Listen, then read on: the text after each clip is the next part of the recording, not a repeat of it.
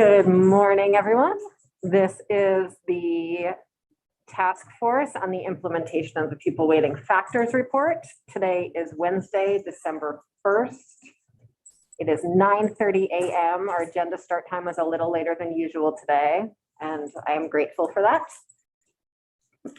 As it seems other members are, this is our second to last meeting, and so I just want to again thank everyone for the incredible quantity and quality and curiosity and thoughtfulness that we've had over the last many months we've been doing this together, and for the incredible work of our staff and allied staff throughout this process, because it's been a heavy lift and we've gone through a lot of complex information.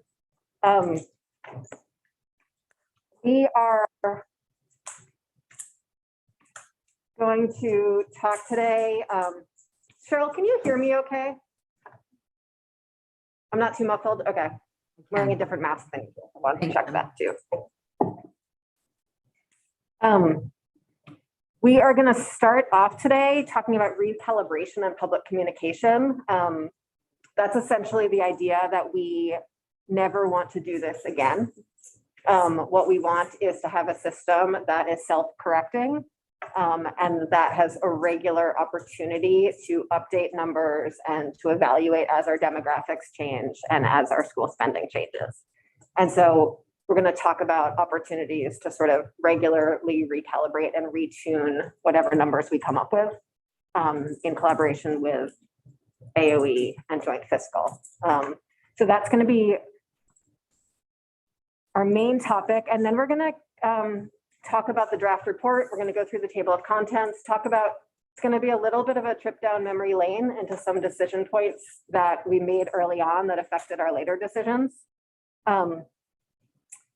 And we're also going to continue the conversation about transition mechanisms as part of that draft report discussion.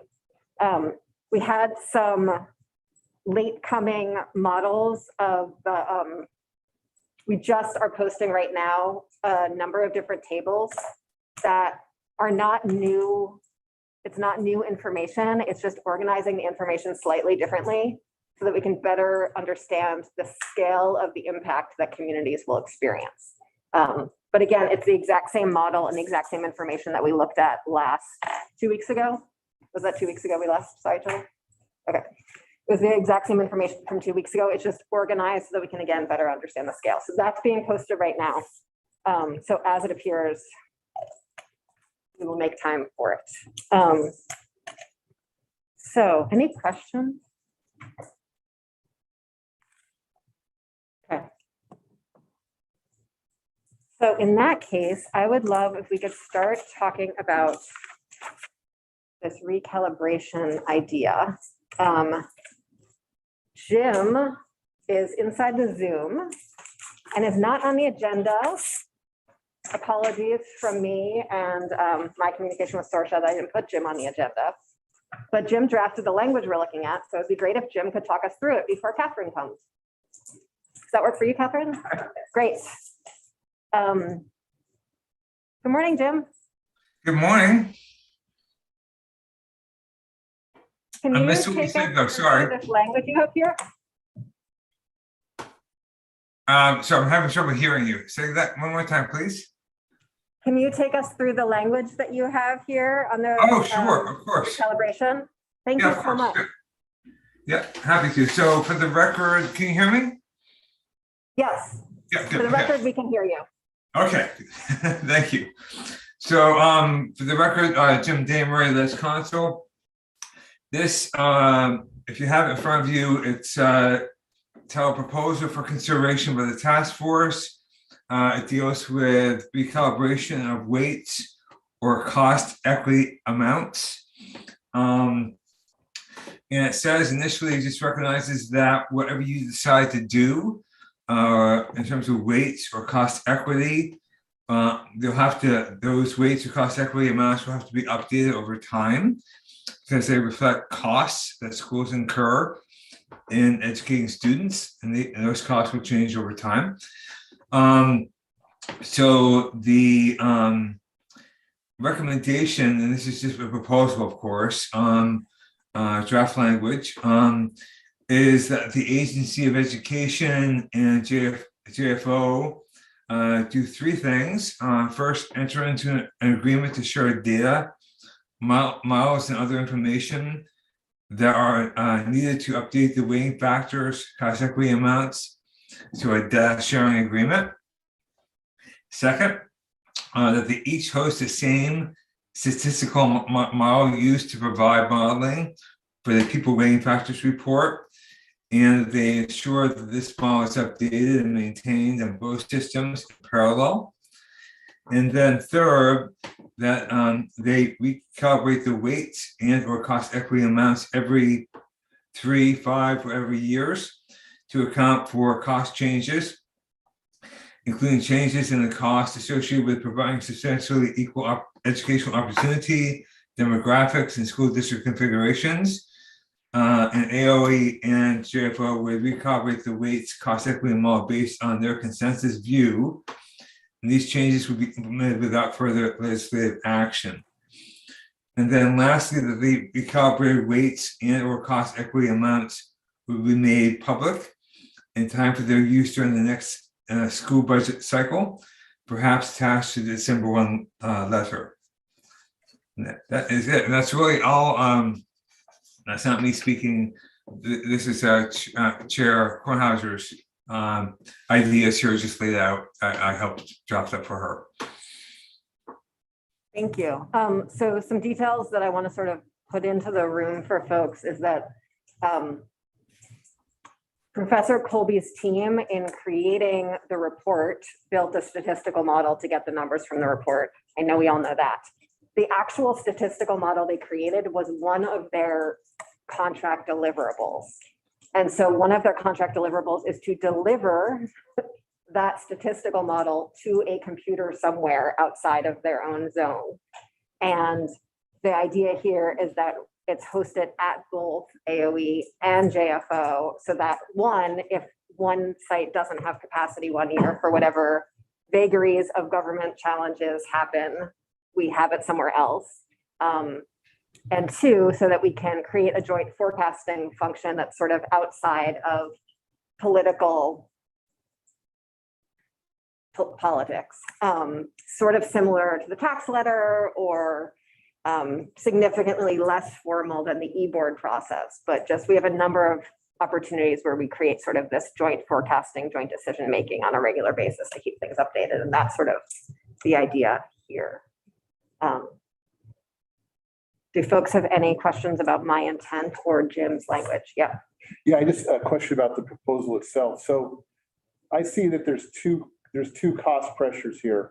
One is inflation, and the other is just the decision that more money is needed to address certain areas, certain students. So would this mean that inflation gets adjusted every 3 years, or would there be an annual inflation adjustment to the numbers? So I'm going to try to answer that because I don't think it's a question for Jim. Okay. So in the cost equity model, there's one way of creating the cost equity model that it essentially inflates itself because it's a percentage of, and this is me trying to channel Deb, which is a terrible idea, but Deb is not able to be here today. The cost equity model is self-correcting in as much as it uses the weights to figure out from proportions of ed spending. And so that would sort of self-inflate along with ed spending's self-inflation, or educational spending, not ed spending. So there would be an inflator. So that would have an inflator, and the weights, if we use the weights, also have an inflator because they're also sort of tied to other costs.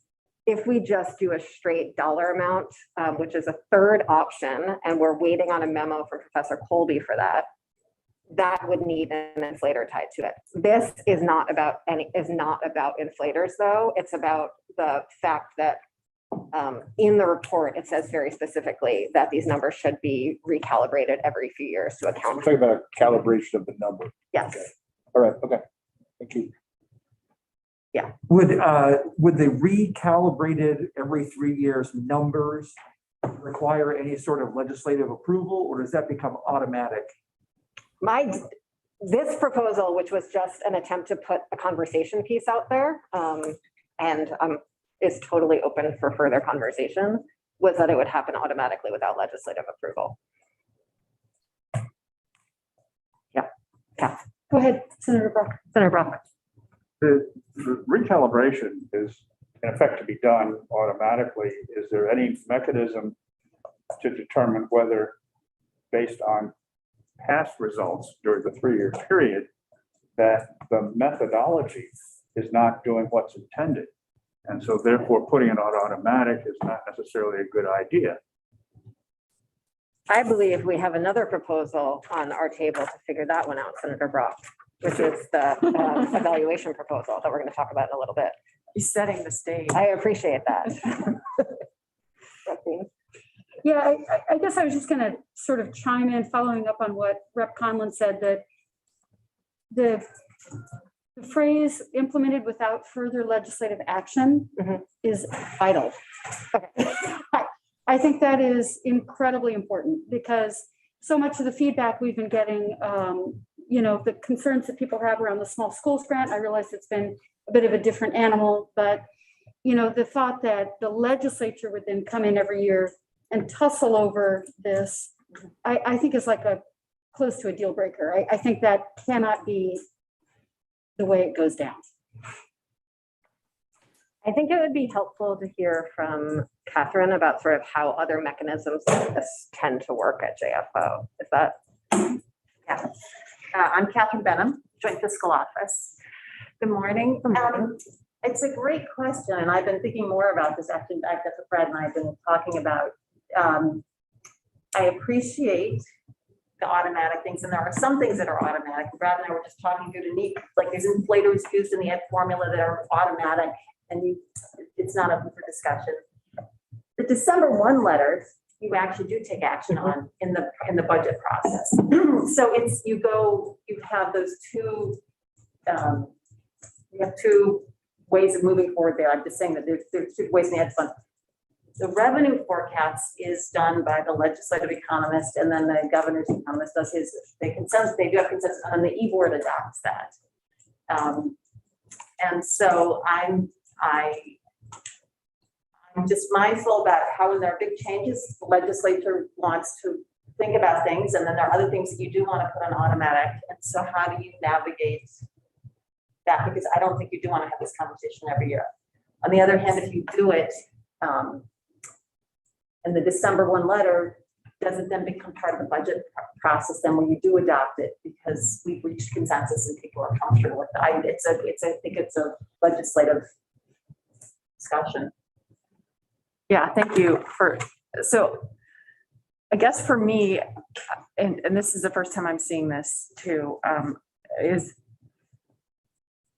it depends on the magnitude of change we're talking about. If these are like little tweaks and things are changing by just a small amount, and it's really truly just a recalibration that's maybe a few percentage change, I don't know where the threshold is, then I'm comfortable with the sort of more automatic kind of thing. But as we've seen through this process, other decisions impact the weights or the cost equity amounts significantly. And I don't think we want to be in a position where we have tied the hands of the legislature to not act on changing the weights in accordance with other changes to the formula. And so I think there needs to be some kind of threshold that if things change beyond a certain percentage, there absolutely will be legislative oversight of those changes, because they can impact the distribution of funding throughout our state pretty significantly. And I think that's sort of our job as legislators to oversee that. But if it's really just a tweaking recalculation and having it an automatic thing, like an inflation adjuster kind of increase or change, then I'm more comfortable with that. So at the very least, there needs to be some kind of report that goes along with it that says, this is the scale of the change. It didn't hit the threshold for review. blah, blah, blah, move forward, or, hey, this year, these factors made these changes, and it's a really big change, and you may want to look at it, kind of thing. My only comment is regarding timing, is that if there is going to be somebody that's gonna, crack in here at some point, say that the numbers need to be recalibrated, whether it's a legislator, non-legislator, whatever, that entire process, that decision needs to be done before those numbers get put in the tax letter. Because once it's in the tax letter, we come back in January, February, then it becomes a huge political animal. Because you're actually directly messing with tax rates as districts are going through their budget process. So that, my only comment as far as timing of when those numbers would be solid and determined. Yeah, I just want to completely agree with that. I mean, the December 1st letter is already late in the budgeting process for school districts. And it often gets delayed for various reasons. Equalized pupil counts get delayed for various reasons. And so school districts are put into this really tight budgeting situation where they have to talk to their local voters and don't have information. So if the extent we can move it back further, the better. If I might just speak to that a little bit, if you want to involve, let's say there's a big change and you want the legislature to weigh in on that, that means you're going to have to do it basically a year ahead of time because that's what you're talking about. Exactly. Yeah. That's what makes tinkering with the education fund so difficult when we come in here. Today's December 1st. I know. Yeah. Is the letter out? Have you seen it? No, but I have some sense. I think it's coming out because they've been working on it, but I was working on it last night. If the December 1st letter is delayed, it is our fault, just so everyone knows. So I'm just thinking the timing of this. I recognize all the things you're saying. Can I say what I think on the rest of it? We're totally fine working with the Agency of Education. We do a lot. I think I don't see the secretary on it, but I'll look to Brad and say that I don't see a problem. And in fact, I welcome having two places have a model to provide some sanity checks on things and have more people understanding it. So that piece of it seems perfectly fine to me. And a Cole should have the skills do it when he gets, in terms of regression analysis, the statistical work that's involved. So I think that part of it is fine with us. So Deb, in her tax structure commission role 2 weeks ago, told us about how the tax structure commission had a recommendation around a body that was sort of like the debt advisory committee or the e-board that sort of advised on these issues. Sometimes I feel like we need another joint committee, like we, bull in the head or whatever the expression is, but it is an option to sort of have a check on a change without it having to go through our entire long process. I don't know. A great point. That was not what I was going to make, but I think that's very important. And I do support the idea. I think the sort of level of expertise on education funding issues is in many cases, and with me often very much so, a mile wide and an inch deep. And so having a group of people with a deeper knowledge is a great idea. I was just going to echo the timing issue, but also throw out there just for discussion or for consideration, and not necessarily discussion. Changes are big. Some sort of governor on, the changes, keeping it at a 3% or whatever, like we sort of have now. I realize I'm complicating matters, but that could probably be debated within whatever committee takes this up. Or we could actually change when we vote on school budgets to May or June. That's not Any district can. but sure. Is there a reason that this couldn't just be on a year delay, the implementation of the changes? It's just it's older data, but I think that could, if I might speak to the capital debt affordability, just to be clear, you do have an advisory committee that makes a recommendation, but the legislature actually takes the action. So it's you have always followed the recommendations, and the governor's always followed the recommendations. So I just, and it's hard to not follow the recommendations once you get out there. There's all these compelling reasons. So if you set up this group and if they advise and you could set up the same process, I just would be mindful about whether or not you're going to have to take legislative action or not. And I think that's a discussion for you all to decide, because in this capital debt, you all do take action on that.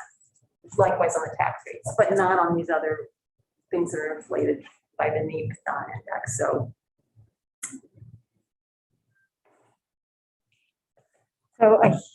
Other questions, folks? I hear folks say that there's some sort of threshold where action should be required or something else should happen. As one idea. Yes. June.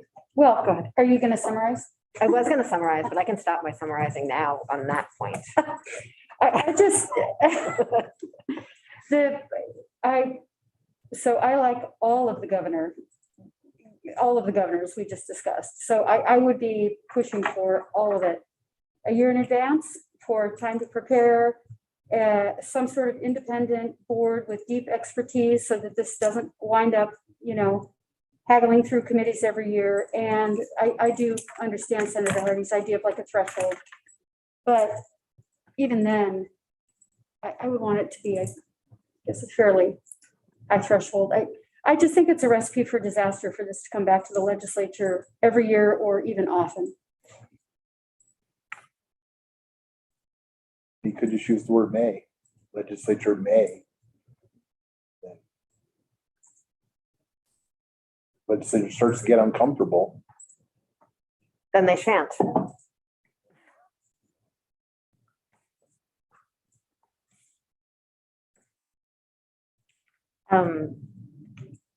One thing that I think is sort of interesting in the context of the December 1st letter is once it's out there, I have, not extensive experience of this, but how often do we go significantly off from the letter? well, the numbers change, and I think you'll find in the past, you're going to find out that there's This year, I know we're going to do wild things. in the past, it's such was, so there's the statutory requirement that the tax district says, if you follow these prescriptive requirements, this is where the tax rate ends up.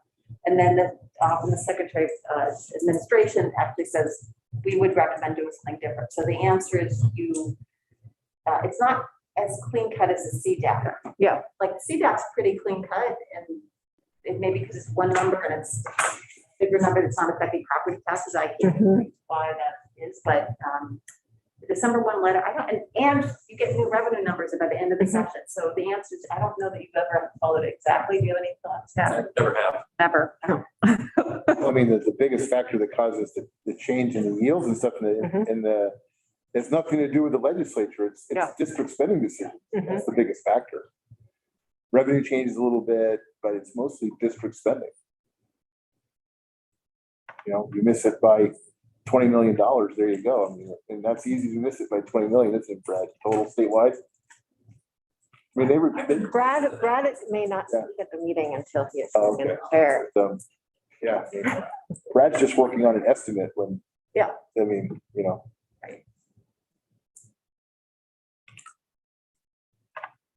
Senator Perchlik, do you have any? Okay. So 1 year in advance, how is that feeling for people? Good. Okay.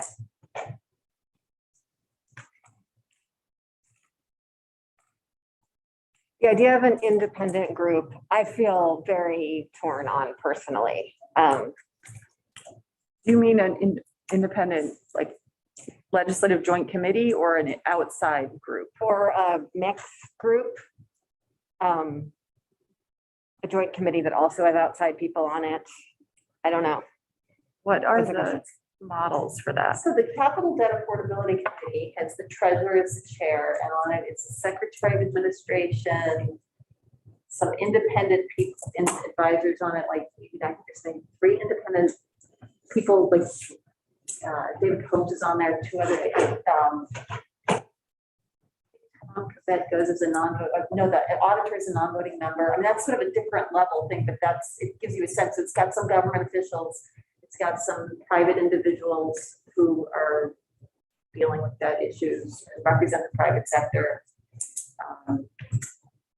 I think we go, but we're non-voting member. Fiscal. So the municipal bond bank is there. So I'm trying to think about who the education. Let me think a little bit about it. You might have somebody from the school boards association, superintendent's association. We could think about some other models that do that. I'm trying to think about any other emergency. I'm trying to think about the revenue, but the revenue is just sort of two individuals coming up with it. Agreement, and then the e-board is the 5 money chairs with the governor adopting the revenue forecast. Slightly different model. That's not the same level of expertise that I'm hearing you talk about. Like the CDAP report is they have several meetings, they talk about it, they talk through, does this make sense? What is the right amount to hit at? That's more of a committee discussion. It sounds to me like that's, if you go that way, that's what you're thinking. Having some dialogue and public. Yeah, it seems to me like maybe somewhere in between those two, that is not as extensive as the debt. Is it the debt advisory committee? Is that and then not as exclusive as the e-board, which is just mostly legislators plus the governor, right? So it seems to me we would want some people with expertise, but we would also want legislators on it, I think, because to Representative Conlon's point, building capacity within the legislature about understanding our school finance system is crucial, because look how long and how much depth we went into in this committee to try to fully understand the system. And if we had that level of knowledge more broadly in the legislature, I think it would be helpful. So having that combination, I think, is important, but not as expansive as the debt board. Jim, are you able to bring up the tax structure commission paragraph about this at some point in the next couple minutes, if I don't give you any warning on my questions? I'm not that familiar with the tax commission report, Okay. so. I think Catherine's gonna find it, Or maybe or maybe Saoirse can find it. Thank you. Somewhere in there is a recommendation on this, and I don't remember where in it is, because I have too many reports. Okay. Is anyone uncomfortable with the idea of some sort of group that's some sort of mix of something and that is not as filled with pomp and circumstance as the e-board, but maybe not as extensive as the Capital Debt Advisory Committee? Does that? Yes, Good? Yes? Okay. we're talking about $2 billion of Yes. taxpayer money. Yes. Great. Okay.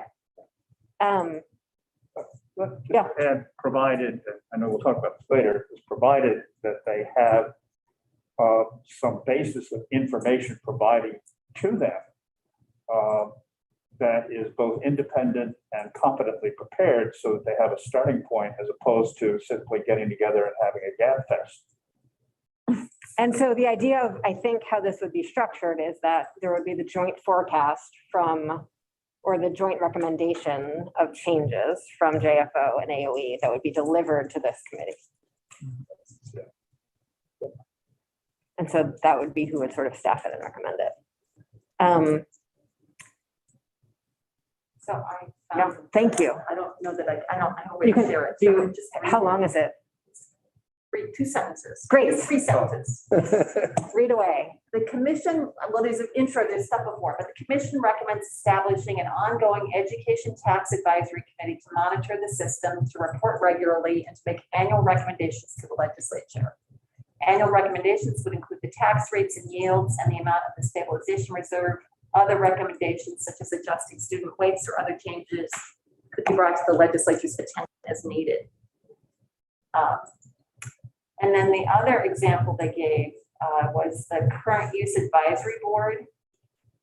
I don't know much about that, but that's a similar, it's like, I guess, sounds like it's similar to the Debt Affordability Board, where they analyze economic situations for farms, established use values. That's another similar, I can look more into how that is set up as well.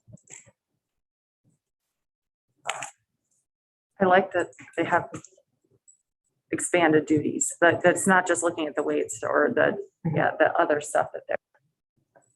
Yes, the only thing I would say to you though is be mindful of the tax rates and yields. It does change because budgets change because you get, you get more revenue. So some of it can't, I think weighting could be done a year ahead of time because establishing a weight, but there's some things you can't do till sort of in the moment. Right, till after school districts pass their budgets, basically. Right, but they would have had a sense, for example, to say, well, the tax department letter will say that also, but there's a surplus and how you could use the surplus.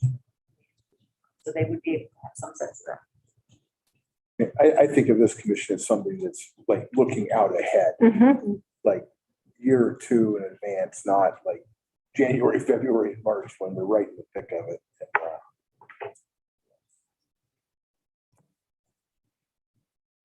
Okay. I have one question about this. Like, who is going to be the chair of it? It sounds like if you want the executive branch to be the chair. I don't know who's the chair of the current use advisory board. As I mentioned, the treasurer is the chair of the debt affordability committee. So one question for you all is who chairs it? You don't have to decide that right now, but if you're having a mixed group, you do want to put somebody in charge. Could be rotating, it could go like every other year or something. Yeah.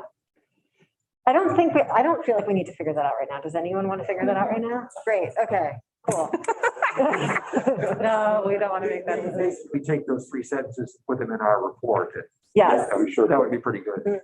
So the one piece that we haven't spent as much moments on here is this idea of a threshold where things would change automatically unless it got to the threshold. We're already talking about a threshold for change within implementing the weight changes or the cost equity changes. And so we might actually even wind up with language in law that would sort of prevent outsized changes anyway, and so might not need to even have that be part of this recommendation. Or we could include it in this paragraph as well as those other sections. Anyone? Yeah. I guess that is a good point about the potential, the roll-in thing we're talking about. I guess maybe having language in addition to that language that Catherine just read to us, that says if there are changes, that this commission should report to the legislature what their recommendations are. And if there are changes above a certain amount or something, or within a certain range that they could recommend legislative action, something like, just so there's some kind of mechanism to be like, hey, chairs of relevant committees, you need to think about this because this could have a big impact. And you might want to do something.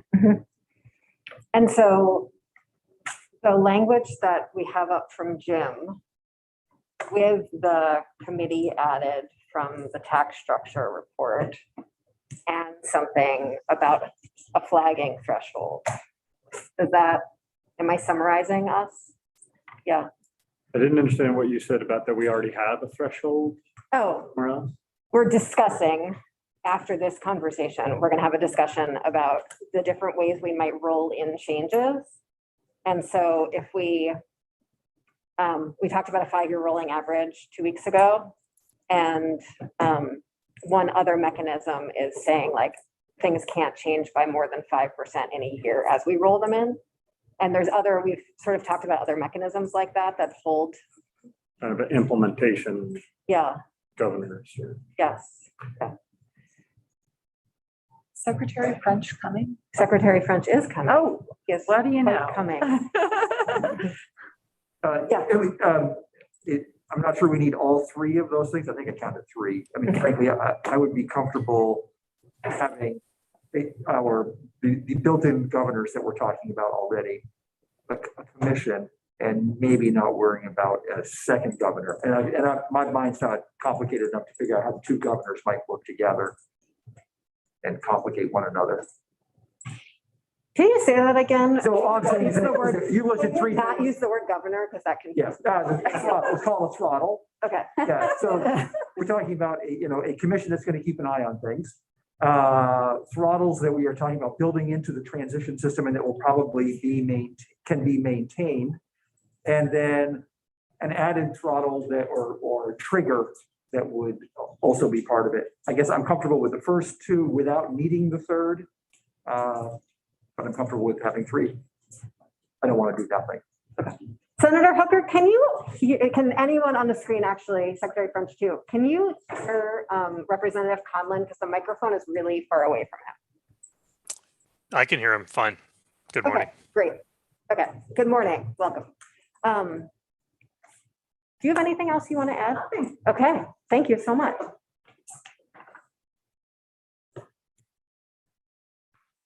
Secretary French, welcome. Glad to have you here. Good morning. Sorry, I was running a little late this morning. I didn't even notice, so no need to apologize. So we have been talking through the language that's posted on our website from Jim Damaris. That is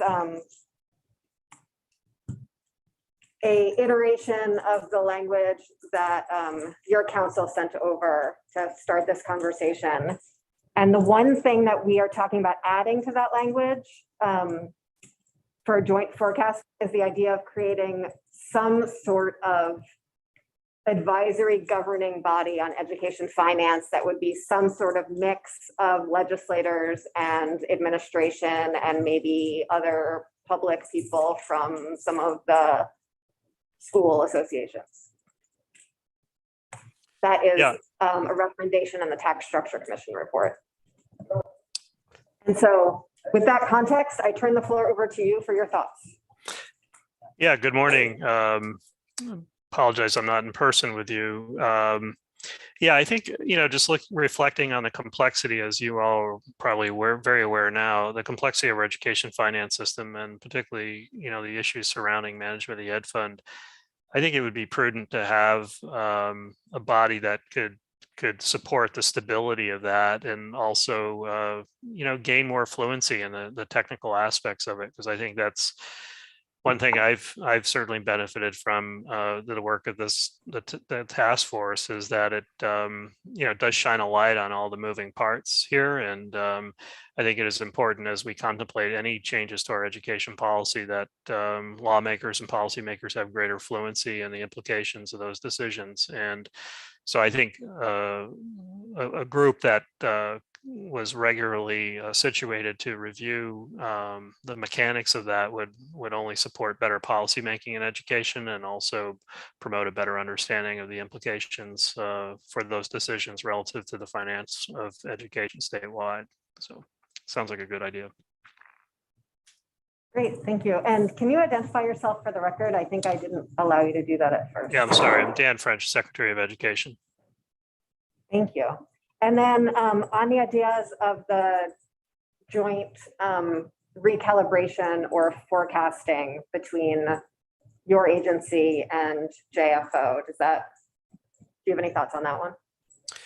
Not specifically. Honestly, with everything else going on, I need to get up to speed a bit on the work. Brad and I have been meeting regularly, and I believe I see Brad there. We've been talking about that, and certainly, I think it is, again, it is a process that everyone's very familiar with, particularly in my career as a superintendent. The letter that typically comes out on December 1st, and the mechanics behind producing that letter. I think it is useful, again, to have a broader oversight of that process and an understanding of how to manage, how the decisions that we make from a policy perspective have an impact on the management of the education fund and the yield values and so forth. Thank you. Does anyone have any other questions for the Secretary?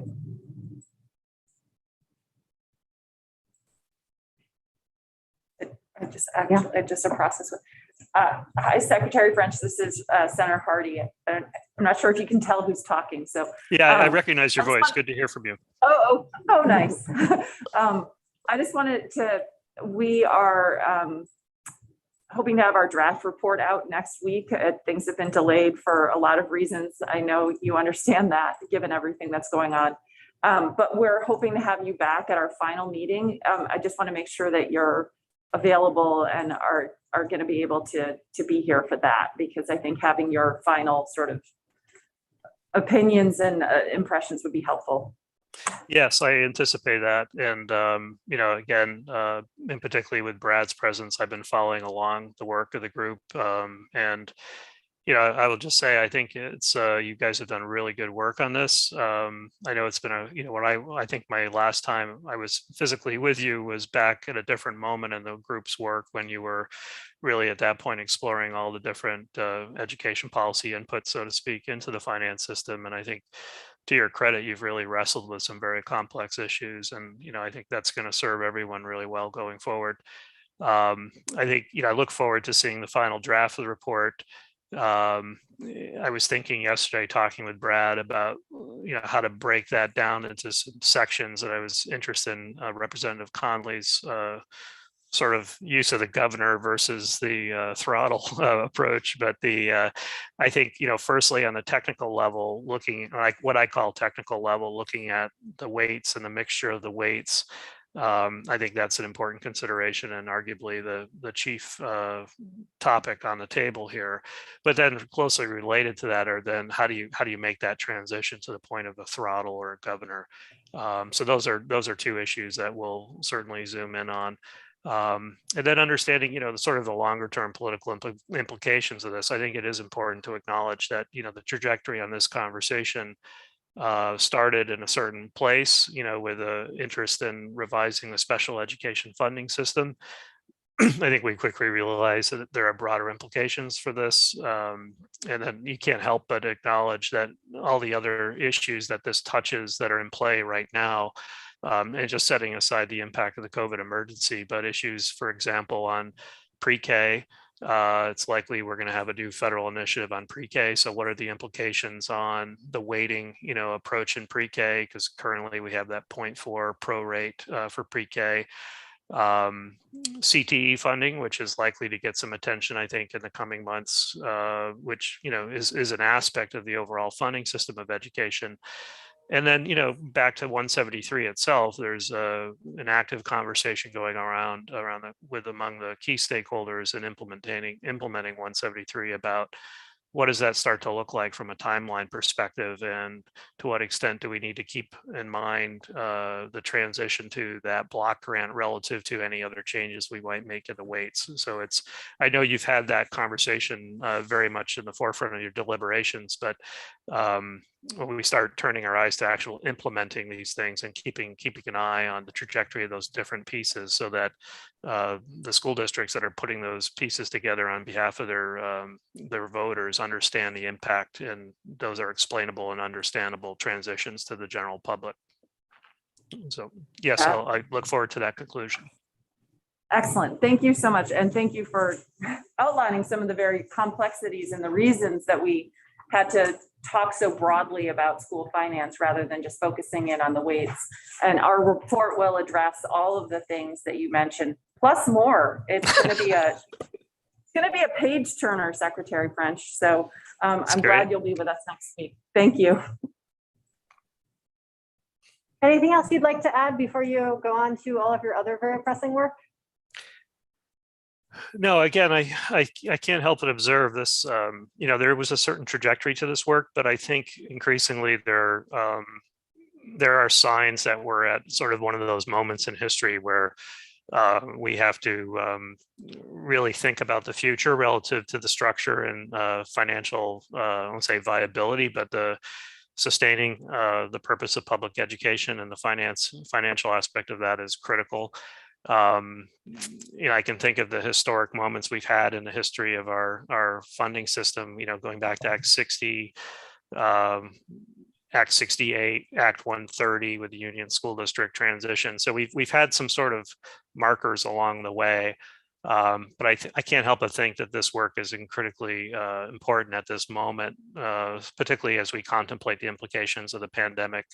And there's so many moving parts right now and uncertainties in the broader economy and demographics and so forth. So I think I am inclined to view this work in that context of really planning for the future and setting the sort of foundation, if you will, to support sustaining the work of a public education system going forward in a challenging moment, but certainly one that's going to require some vision and some leadership on the part of all policymakers. So again, I applaud you for the work on this. It's complex, but it's also going to be extremely useful, I guess, is my conclusion.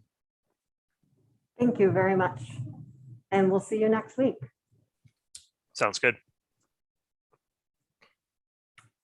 Brad, are you interested in sitting in the chair and joining this conversation? Or you are in no way obligated. I just know we're talking about what you're going to have to do. Sounds like I might be here for a while anyway. So, Brad James, Agency of Education. I'm not sure I have a lot to say. When Catherine came up, what I was writing, scribbling was pushing off recalibration for a year, letting it sit, and then implementing it the next year. That way it could still be automatic for the legislature to walk in. But you guys thoroughly discussed that. Going back to the joint model between AOE and JFO, I don't have the capacity. My statistical skills are more than a little bit dusty at this point. But I think people on our data side do have those skills that they could do a twerk with a poll. So I think that's fine. I think I thought of this last night after conversation with other people about something else, the December 1 letter. Talking about the throttle / governor, one of the things that people get concerned about with that is people say, oh, well, wait, I can only go 5%, then I can make my spending whatever I want. I was thinking about that because I said, well, that one didn't really happen in Act 46 because that was kind of the model I talked about initially. A year or two later, we did put something in, and I can't remember what it is, and I'll have to go dig it up, but we did put something in that said, if you do this, then this happens. In other words, take advantage of this, we're watching, which kind of is what Secretary Francis said to me too at different times. And I'll have to dig that out. I can't remember exactly what act it was in. I can't remember a year later or 2 years later, but I know I have it somewhere. I'll find that and bring it here because I think we probably should have something because it is a concern for people that they will take it, quote unquote, take advantage of it. But outside that, I don't know if I have much else to say at the moment, Okay. Unless you have questions for me. No, I was just wondering, are you okay with the idea of participating in joint forecasting with JFO?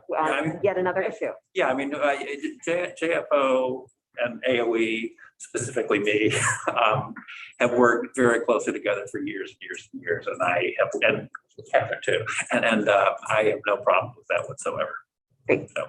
Yeah, I just want to point out that we need to create something that works for whomever is sitting in these seats, because people change and we know that Brad won't be here forever. So, I mean, I don't think what we're suggesting is modeled after Brad. So, but I've been dyeing my hair silver. yeah, you're gonna have to tattoo it on your arm. But anyway, it has to be a sort of lasting thing that works no matter who's there. And to name that, is the data sharing agreement being part of this. I think we've had a really long, informal, very collaborative data sharing agreement, but making sure that that is sort of, formalized for the future, I think is really helpful. Thanks. Just off topic about taking advantage of the fact that Brad is there, as we discuss throttles. He's going to be here all day. We don't have him on the agenda though. Okay. Well, I didn't share. As we discuss throttles, when we're talking about equalized pupils, we're talking about those numbers. But if we move to a cost, and I'm just asking you to tell me if I'm wrong, if we move to a cost equity model, a throttle might be more on a change in funding and not on a change in equalized pupils. Is that? Yeah, I think if you were to go to the cost equity model, you really wouldn't be using equalized pupils anymore. You would be using the weights behind them behind what became equalized pupils. But you'd be actually using, as a pupil count, because of the long-term average daily membership. So you wouldn't really be using equalized pupils, so you couldn't really put a throttle on that. I mean, there'd been talk about, transitioning in, doing X percentage per year or something like that. But in terms of the throttle, I think if you were going to do that, and this is off the top of my head, I think then you would be looking at, you could either do it at the district or the town level, probably. Say the tax rate can't go by X, which would be my initial thought. I'm not sure that's the right way to go, but that's my initial thought, is that you could say the tax rate can't go more than X, or whatever, plus or minus, and you could do it at the district level, or you could do it on the equalized rate at the town level, before the CLA adjustment. Which would eliminate the concept of phantom students. Yes, absolutely. Yes. Although probably something would happen to bring them back. Yes. Yes, it would eliminate phantom students. So I wonder if sorry. Are you going to follow that thread or a different thread? It's not exactly, but it's this broader thread. But if you wanted to. If we're done with this joint future No, thing, it's related to great. this. Okay. Thank you. So Because that was not just fine, but okay. Just thinking about what Brad was saying and sort of coming back to this idea of, if there are major changes, making sure we have some kind of mechanism to address those. And this is what I'm thinking is, for example, when we changed to the additive and from multiplicative, it changed the weights significantly, like the actual weights. And then we've also had this conversation that Deb has really sort of reminded us of, are these the weights and are these the things that we want to weight? And is this the right kind of percentage of the education fund that's going to the weights, kind of thing? And are these the right population densities, et cetera, or do we want to have different weights? And so that's the thing where, like, when we make other changes, this sort of like continuing conversation about what is it that we want to prioritize within our education funding. And I'm not saying this is something we would do or could, but other states, for example, have weights or funding for gifted and talented programs. And I know that's something that Senator Brock has brought up a couple times. So like, if we decided along the road, we wanted to put in a weight for gifted and talented, that would change the other weights. And it could significantly change the sort of balance of where tax capacity, because it's not directly funding, as we know, tax capacity goes. And that's the kind of like big shift that we would need to make sure that we're understanding how that big picture shift happens. It's not the little like, oh, inflation went up 2%, so we're going to change it by 2%. It's the sort of broader, and that's what I want to make sure that there's a mechanism for ensuring that we're not just making these things have the weights change and there's no broader conversation about it. And so do you feel like that would be well held by this joint committee thing? I think that's they could talk about it, but I think it's a legislative question. And I think that, I don't know that we ever all just decided, okay, this is the right balance, that, there are still questions about whether the balance that is proposed is the right balance. And so that's that kind of problem. I'm not sure I'm articulating it clearly, but that's the kind of broader thing that I'm talking about, that we don't want that to be a separate board that sort of has those conversations and then it automatically happens. It's got to be a broader policy question. No, and I'm imagining we have a recommendation for the Ed Committee to spend some time thinking about trauma grants, right? I don't know if anyone remembers wanting that recommendation, but if that got implemented, that has the potential to actually lower the costs of educating students living in poverty because it's getting to a more upstream. I don't know if it's, anyway, there would be significant overlap between the cost of educating students in poverty, which might actually change the calculation of the poverty weight once it's recalibrated. And that has like big policy implications that we would be choosing one way of funding that over another way of funding that. And so, yes, I think that is absolutely a legislative, that kind of thing is a legislative conversation. Senator Hardy, Hooker, sorry. Thank you. Thank you. I would think that the committee that would be formed would be looking into those changes and bring to the legislature the impact that it would have on the ed fund, and therefore suggesting where the legislature would be stepping in. As Senator Hardy said, you know, small changes, inflation of 2% or whatever seem to be reasonable as far as automatically taking place. But when you're talking something like, you know, changes in what you're looking at, the balance of how you're weighting different aspects, and this committee, I think, would be the committee that would be looking into it and doing the hard work that it takes to determine what the impact is. Thank you. Jim. Brad, thank you for sitting there. Appreciate this. This is a very fluid conversation with people moving around. So sorry to I don't. exit you without Happy exiting to. you there. Okay. Jim, I just want to make sure that you caught some of the changes we wanted to make to this language. I did. Yeah, I did, but it'd Okay. be nice to review them to make sure we're on the same page. Great. Would you prefer to lead the review, or would you like me to lead the review? Well, either way, what's your preference? I'll lead the review. Okay. Okay. So, except I lost the spot. There's the spot I was taking notes. So we would like things to happen 1 year in advance. Yep. That any implementation would be a year out. That we would like to add this independent group recommendation from the Tax Structure Commission report. Mhm. And that would, rather than things happening being implemented automatically, things would be going to that group for that group to then advise the legislature.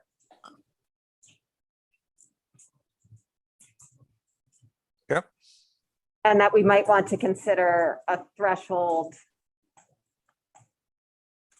of tax rate changes below which or above which changes could happen automatically. Okay. Yep. Did I miss anything, anyone?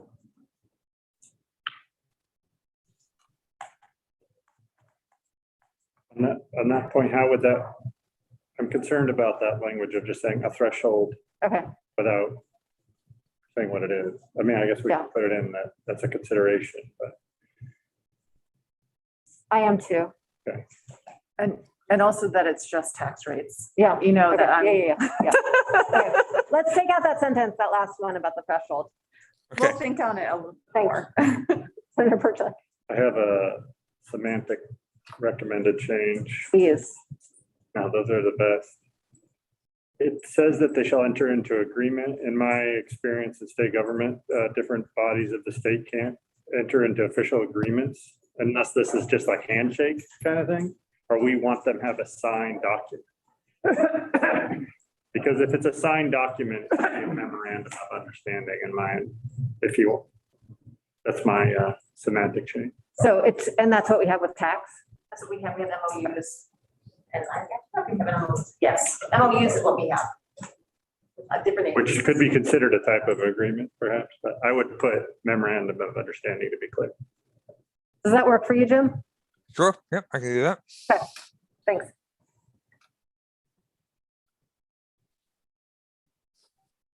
Anyone else? Great. Thank you very much. Sure. Yep. So I'm gonna put a bow on this section of the agenda. Thank you. We're gonna take a quick break because I want to switch my mask because this one feels really muffled and I am struggling to chair this meeting with it on. And when we come back, what we have on the agenda is talking through the draft report. I wonder if people prefer to talk about an implementation rollout plan with the spreadsheets we have in front of us first, or if you would prefer to do that after. Implementation rollout of the draft report, No, of the sort of the transition. transition plan. a transition. Thank you, the transition plan. Well, just me personally, I would like to look at the draft report before discussing the transition. Great. Clear, we don't have an actual report. All we have is a table of contents. So Okay. don't get too excited. Okay, then we can just move to the transition. I guess. Okay, we're gonna take a break and